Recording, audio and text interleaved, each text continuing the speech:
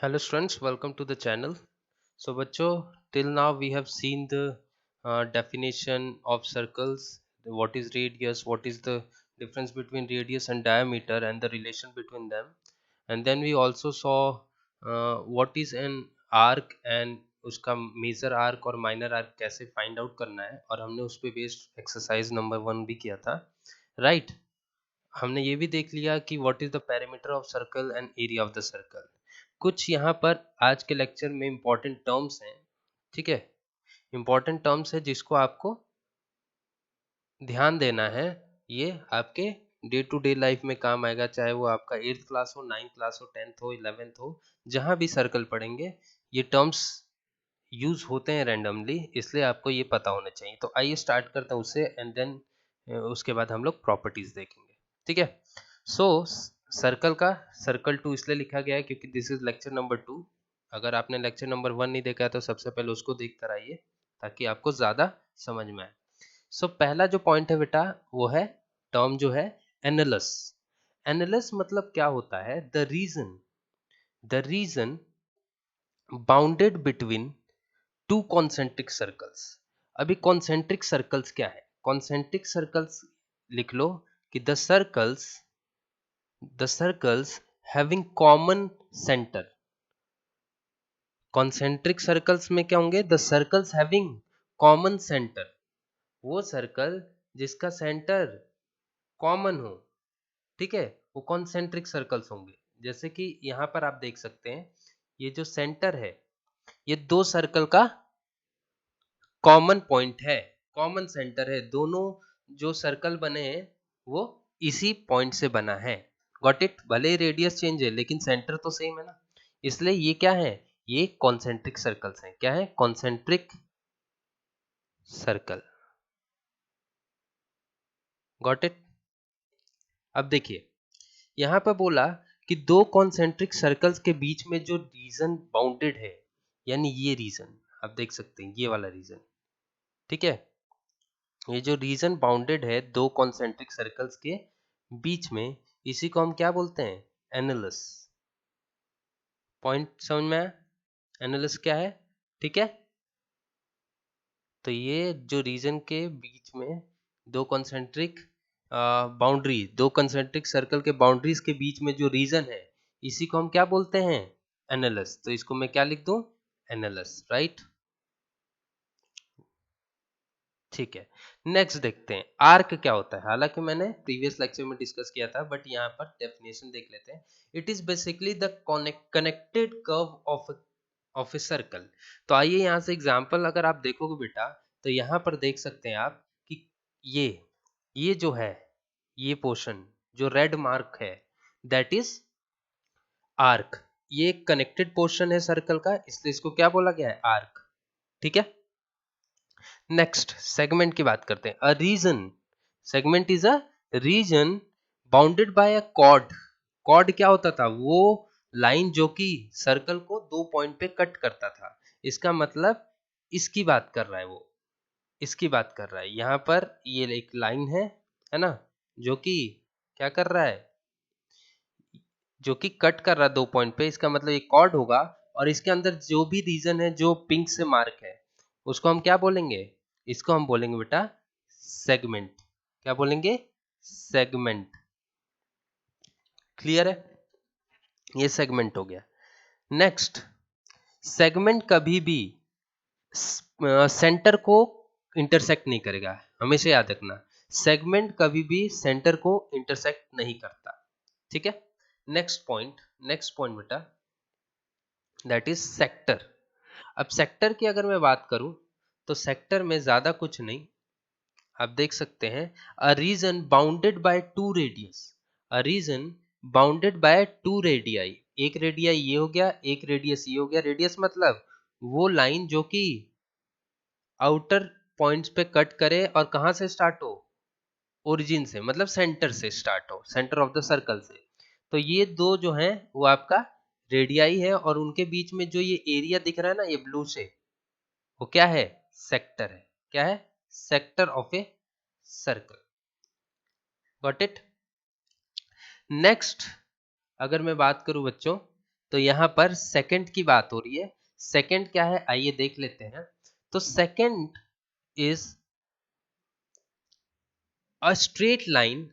Second is a straight line cutting the circle at 2 points.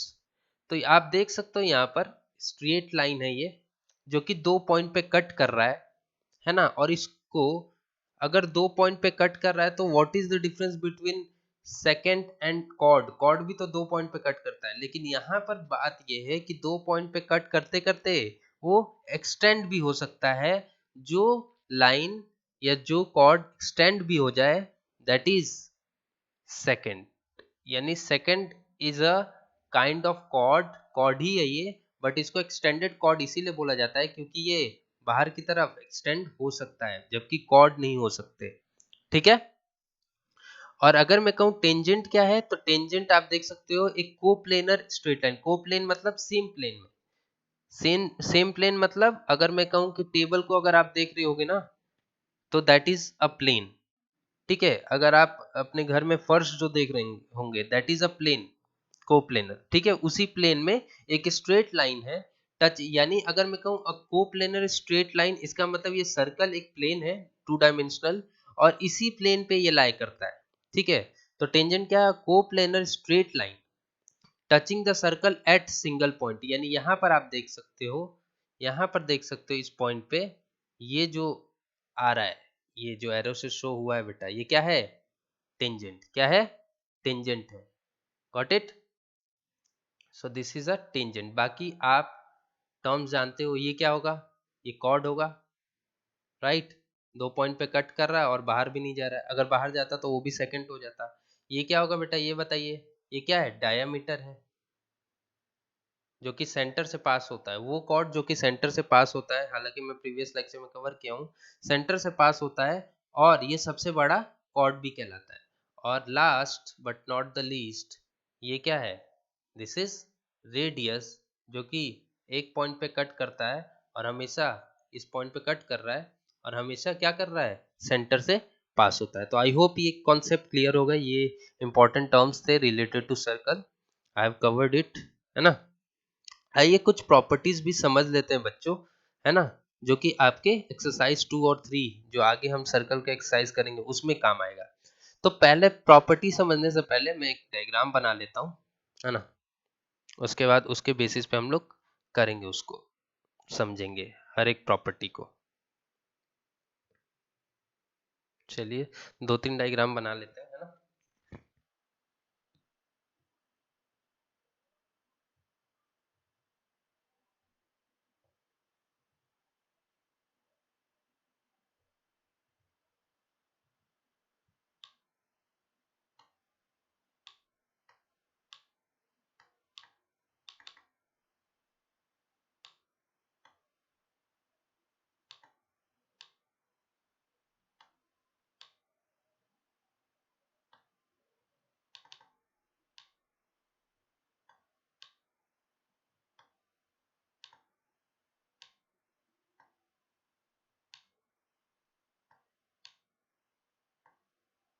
चलिए आइए देखते हैं, इसको समझने की कोशिश करते हैं। कुछ प्रॉपर्टीज जो होंगी हम यहीं से समझेंगे, ठीक है। पहला जो प्रॉपर्टी है, all the angles form by a single arc in a circle are equal. यानी अगर मैं एक आर्क, तो आपको हालांकि मैं बता चुका हूं, अगर 2 पॉइंट लेता हूं, ये देखिए, ठीक है, ये क्या हो गया, कॉर्ड। और कॉर्ड से ही 2 पॉइंट से, जहां से कॉर्ड होता है वहीं से कनेक्टेड एक पार्ट होता है सर्कल का, जिसको हम क्या बोलते हैं, आर्क, जो कि हम अभी ऊपर देखे थे। आर्क हमने अभी अभी देखा था बेटा, ये रहा आर्क, ये रहा, है ना। इस वाले पोर्शन को आर्क बोलते हैं, यानी ये 2 पॉइंट से कनेक्टेड है कि नहीं, ठीक है। तो इसका मतलब जो हमारा प्रॉपर्टी है वो क्या कहता है, ये देखिए, इसको हटा देता हूं और फिर समझाता हूं ताकि आपको ज्यादा समझ में आए, ठीक है। देखिए यहां पर ध्यान से देखो, all the angles formed by a single arc in a circle are equal। इसका मतलब यहीं से अगर दो एंगल्स बन रहे हैं, दो एंगल कैसे बन सकता है, ऐसे और ऐसे आप देख सकते हो। ये तो रेफरेंस के लिए बनाया है बट आर की रहा, ठीक है। ए एक्स बी नाम दे दूं अगर मैं, तो A X B is an arc, ठीक है। और ये दो एंगल बनाए, कौन कौन सा, एक ये एंगल बनाया और एक एंगल ये बनाया। तो कहने का मतलब ये है कि ये दोनों इक्वल होगा। वही बोलना चाह रहा है कि all the angles form bye, कितने भी एंगल्स बनाए बट सेम आर्क यानी सेम पॉइंट से बनना चाहिए। जो आर्क फॉर्म हो रहे हैं, जो एंगल फॉर्म हो रहे हैं वो सेम आर्क से फॉर्म होना चाहिए। तो वो सभी के सभी एंगल, चाहे 3 हो चाहे 10 हो, वो सभी के सभी एंगल्स इक्वल होंगे। इसका मतलब ये इसके इक्वल होगा क्योंकि ये दोनों सेम पॉइंट से जनरेट हो रहे हैं। क्लियर है। Next, next angles form by the diameter. अगर मैं कहूं कि डायामीटर क्या होता है, तो सेंटर से पास होता है, ठीक है, ये लो, ठीक है। तो कह रहा है the angles form by the diameter of a circle at any point on the circle, यानी ये भी तो एक कॉर्ड है ना। और यहां से अगर कोई भी एंगल ये फॉर्म करता है, कोई भी एंगल कहीं भी फॉर्म करे, वो हमेशा क्या होगा, 90 डिग्री होगा। क्या होगा, 90 डिग्री होगा। तो अगर मैं कहूं कि अगर इस पोर्शन को भूल जाएं, एक पोर्शन को ही याद रखें, तो ये जो डायमीटर है वो सर्कल को दो इक्वल हाफ में बांट देता है। जब दो इक्वल में हाफ में बांट दे सर्कल को, तो वो इक्वल पार्ट में बटे हुए सर्कल्स क्या कहलाएंगे, सेमी सर्कल। सेमी सर्कल मतलब आधा सर्कल। अब आधा सर्कल की ये खासियत है कि यहां से अगर आप ये ऊपर देखोगे तो ये एक सेमी सर्कल दे रहा है। क्या दे रहा है, एक सेमी सर्कल दे रहा है। तो हमेशा यहाँ पर आप देख सकते हो, in a semi circle all the angles are right angle, यानी यहाँ पर कितना भी ये एंगल बना ले, कितने भी एंगल्स बन जाए, ये सभी के सभी 90 डिग्री होंगे।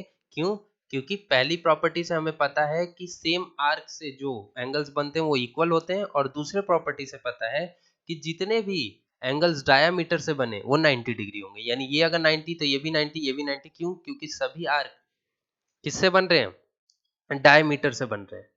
क्लियर है पॉइंट, क्लियर है बच्चों पॉइंट। आइए एक और कॉन्सेप्ट यहाँ से देख लेते हैं कि अगर ये डायमीटर ऊपर के लिए, तो डायमीटर क्या ये नीचे के लिए भी होगा, तो डेफिनेटली होगा। आप देख सकते हो ये आर्क नीचे भी कितना बनाएगा, 90 डिग्री बनाएगा। कितना बनाएगा, 90 डिग्री। दोनों 90 डिग्री हो जाएंगे, ठीक है। और अगर बाकी और भी बना रहा है, मान लो ये बना रहा है, तो ये भी क्या होगा, 90 डिग्री होगा, क्योंकि सेम पॉइंट से जनरेट हो रहा है। और अकॉर्डिंग टू फर्स्ट प्रॉपर्टी, अगर सेम आर्क से कोई एंगल बन रहा है तो वो इक्वल होंगे। Got it. तो ये आई होप ये कॉन्सेप्ट्स क्लियर आ गए। और ये भी हो गया कि सेमी सर्कल में हर एक एंगल्स क्या होते हैं, 90 degree. Next point, sum of angle subtended from a segment. एक सेगमेंट है ना, और उस सेगमेंट से दोनों साइड में जो एंगल्स बन रहा है कॉर्ड के, जैसे अगर मैं कहूं ये देखो, ये कॉर्ड है मान लो, है ना, ये मान क्या लो, ये कॉर्ड है ही, ठीक है। और यहां से दोनों साइड, एक इस तरफ एंगल और एक इस तरफ एंगल बन रहा है, तो इन दोनों का जो सम होगा बेटा, एंगल वन, एंगल वन और एंगल टू, है ना, एंगल वन और एंगल टू का जो सम होगा वो 180 के बराबर होगा। यानी मैं यहां लिख सकता हूं angle A1 plus angle A2 equals to 180 degree. और याद रहे दोनों अपोजिट डायरेक्शन में एंगल्स बने हैं, बट इंपॉर्टेंट चीज ये है कि दोनों सेम कॉर्ड से बने हैं, सेम आर्क से बने हुए हैं, ठीक है। जो पॉइंट है दोनों का, origination point that is same. तो थर्ड पॉइंट क्लियर हुआ, दोनों का सम हमेशा 180 होगा। ये इंपॉर्टेंट याद रखना, ये क्वेश्चंस इसी से बनेंगे। अगर ये नहीं आएगा तो आप क्वेश्चन नहीं बना पाओगे, इसलिए बार बार समझाया जा रहा है, ठीक है। Fourth point is the angle form by the minor part. अगर मैं कहूं ये कॉर्ड है, तो माइनर पार्ट क्या है बेटा, माइनर पार्ट ये हो गया ना, ये पूरा माइनर पार्ट है, छोटा पार्ट दिख रहा है एज कंपेयर टू दिस, है ना, ये छोटा पार्ट है। तो the angle form by this minor part on any point, यानी इसके अलावा कहीं पर भी बना ले एंगल, कहीं पर भी बना ले, वो क्या होंगे, एक्यूट एंगल। यानी वो जो एंगल होगा वो लेस देन 90 डिग्री होगा। क्या होगा, लेस देन 90 डिग्री। तो angle will be less than 90 degree कब, जब इस छोटे से पार्ट से बन रहा है, इस छोटे से पार्ट से कोई भी एंगल बना रहा है। आप ये भी देख लो, ये भी क्या होगा, इसके बराबर ही होगा लेकिन एक्यूट ही होगा। ये भी क्या होगा, इसके बराबर ही होगा लेकिन एक्यूट होगा। और बराबर क्यों होगा, क्योंकि सेम पॉइंट से जनरेट हो रहे हैं अकॉर्डिंग टू फर्स्ट प्रॉपर्टी। अगर जितने भी इनफाइनाइट नंबर ऑफ अगर कॉर्ड्स भी बन रहे हैं है ना सेम आर्क से, तो वो इक्वल होंगे। फर्स्ट प्रॉपर्टी को पढ़ सकते हो, ठीक है। और सिमिलरली अगर आप देखोगे बेटा, तो यहाँ पर ये तो खैर समझ गए है ना। अब यहाँ पर एक और पॉइंट समझा देता हूँ, लास्ट पॉइंट है वो, ठीक है। और वो क्या है, ध्यान से देखो, ध्यान से देखो।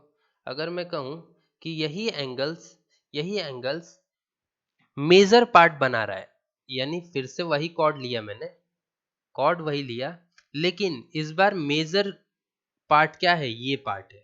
मेजर पार्ट ये है, बड़ा पार्ट ये है सर्कल का, और ये पार्ट मिलकर एंगल एक बना रहा है इस तरफ।